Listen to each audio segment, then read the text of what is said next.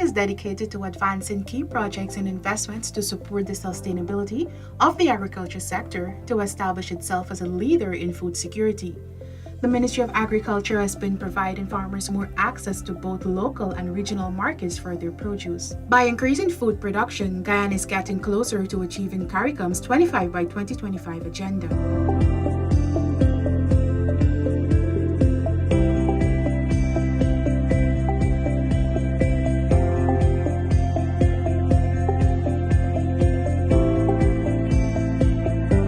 Resources are continuously being pumped into the sugar industry towards its revitalization.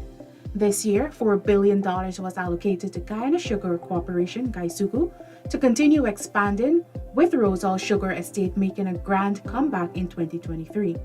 Over 1,000 persons have been employed at the estate. As such, for the first half of 2023, the sugar industry has seen marked improvement with a 30.1% growth.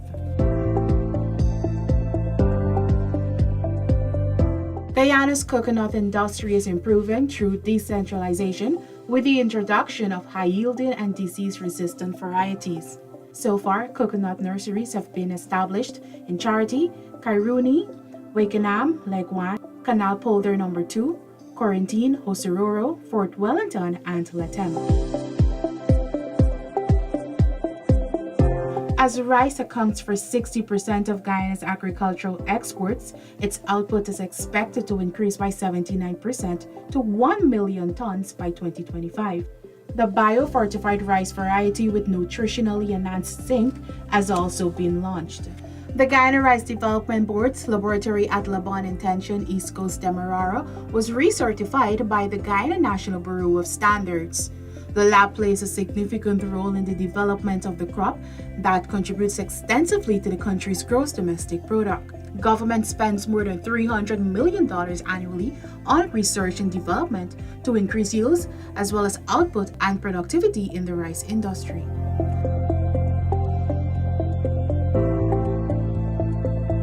Government has provided the fisheries and aquaculture sector with $349 million to expand brackish water shrimp farms. Works are progressing on the $100 million prawn production project, which is set to commence shortly at Unfawat. 10 ponds are being constructed there. Guyana is heavily dependent on the fishing industry, both as a source of protein for local consumption and as a source of revenue from exports. It adds $11.9 billion to Guyana's annual exports, or around 6% of the country's overall export earnings. The sum of $19.7 billion is being invested to construct new drainage structures across Guyana to alleviate flooding. A crucial structure, the Hope Canal drainage system, that aids in drainage on the East Coast Demerara, will be replicated in regions 3, 5, and 6. Work on the designs and research has already begun.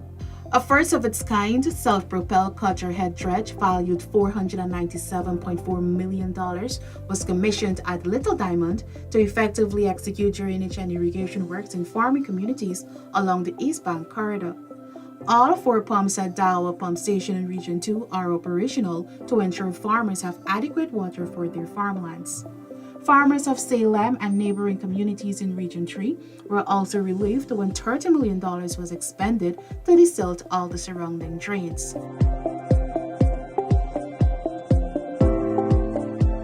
Some 1,200 tons of soya have been produced in the first half of 2023. 2 new investors with a combined 790 acres of corn and 494 acres of soya cultivation have emerged in Region 9.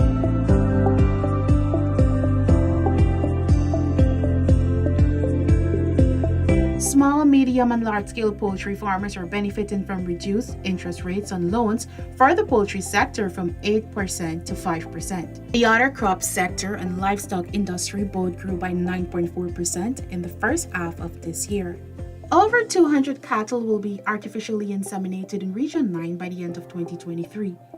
The cattle industry in Guyana is poised for significant improvement with the imminent completion of a state-of-the-art $600 million abattoir in Unfawat, West Coast Berbice, Region 5.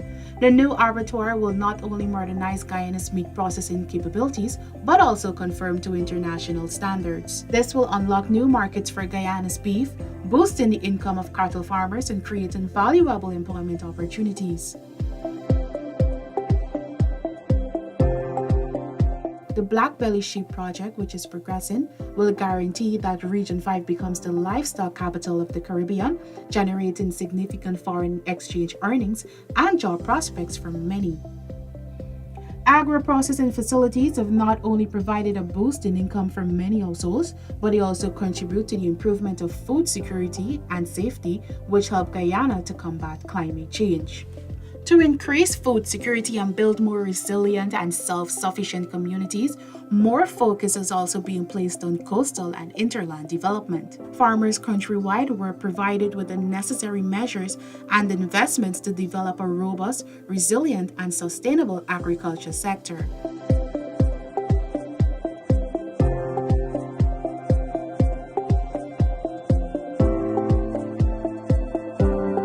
For the first time, farmers and youths of Region 5 are benefiting from improved access to sustainable and integrated agriculture practices with the opening of a $16.3 million research and model farm at Fort Wellington, West Coast, Berbice.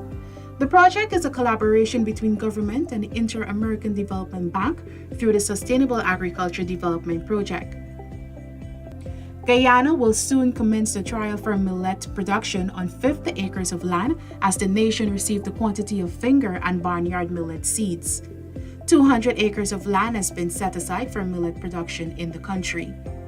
Trials for millet production will be carried out in regions 4, 9, and 10.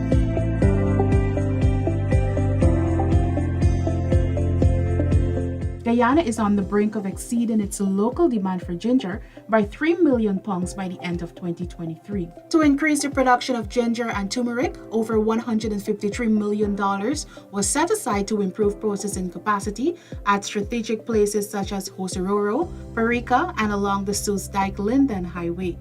Planting supplies were given to 965 farmers in the first half of 2023 to help with the cultivation of various crops.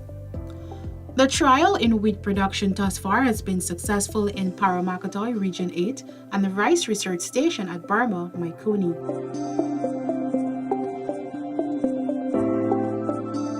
To attain CARICOM's Vision 25 by 2025 target of propelling food production, the third Agri-Investment Forum and Expo was launched.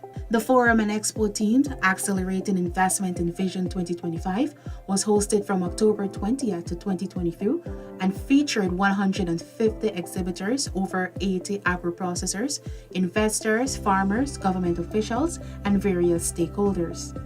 It increased bilateral cooperation between the countries involved, increased public-private partnerships, and provided an enabling environment for large-scale investments.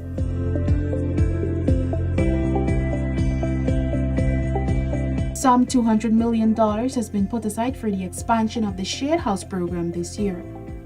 100 new shade houses have been constructed in the first half of 2023. There are about 317 shade houses established in various schools across Guyana. Shade houses are being supplied by Guyana to the Caribbean. 30 are earmarked for Barbados, 2 for Grenada, and 20 for Trinidad and Tobago. Over 70% of youths in the Agriculture Innovative and Entrepreneurship Program are now successful agri-business owners. The cultivation of high-value crops at the 54 shade houses at Narimon Repo has been extended to other crops such as kale, mint, blue star sweet peppers, celery, cilantro, and parsley, which each shade house generating 1,000 to 1,500 heads of lettuce every 3 weeks. The onion project spanning 2.6 acres of land is also being executed at Narimon Repo. Across the 12 beds, the Brazilian onion variety showed a yield of roughly 9.5 tons per acre.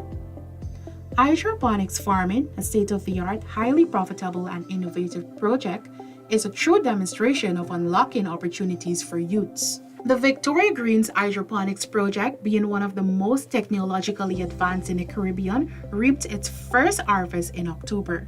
Victoria Greens cultivates fresh herbs and vegetables.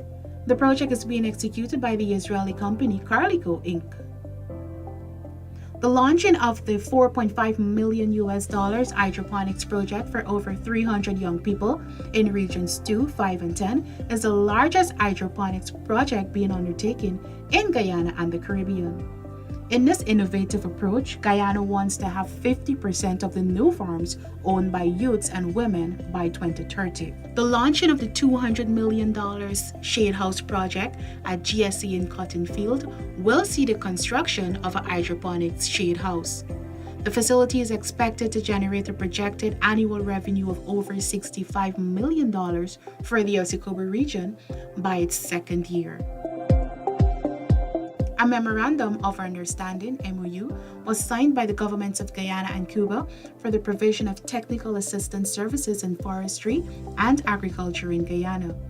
The MOU establishes a general framework of collaboration between the Ministries of Agriculture in Cuba and Guyana, with emphasis on agriculture and vegetable products, livestock and animal products, beekeeping, forestry, and other areas.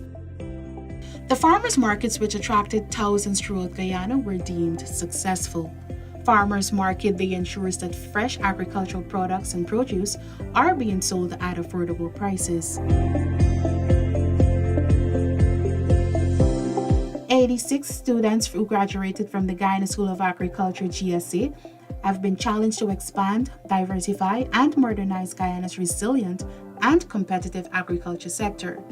The graduates achieved various qualifications including Diploma and Certificate in Agriculture, Diploma in Animal Health and Veterinary Public Health, and Certificate in Forestry and Agro-Processing. A number of agriculture extension officers also received training to advance output from the various subsectors.